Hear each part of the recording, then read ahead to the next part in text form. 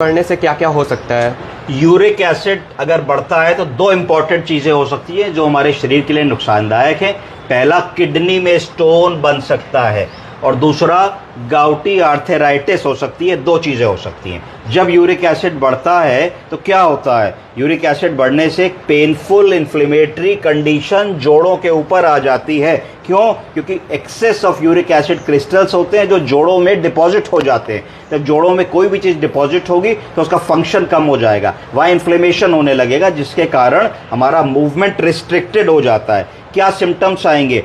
Pen और swelling महसूस होगी हम लोगों को। हाथ मोड़ेंगे तो पेन होगा और धीरे धीरे थोड़ी सूजन महसूस होगी। क्रोनिक परसिस्टेंट आर्थराइटिस होगी।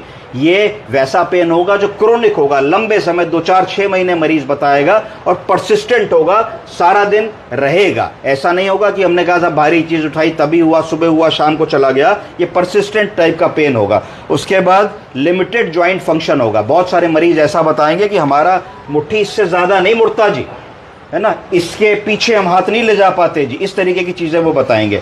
उसके बाद ये कॉमन साइट इसकी कौन सी है? कॉमन साइट बिग टो है, पैर का अंगूठा।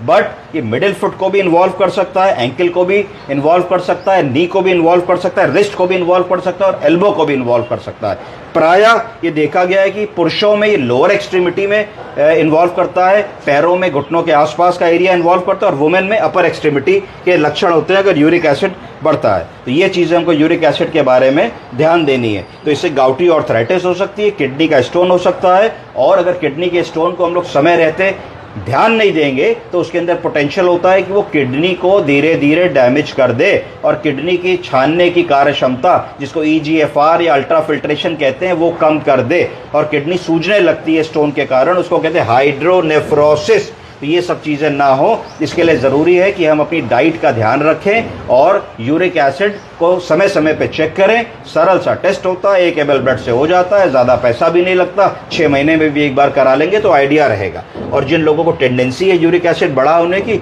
उनको डाइट का, एक्सरसाइज का और पर्याप्त मात्रा में पानी के सेवन का विशेष ध्यान रखना चाहिए। धन्यवाद।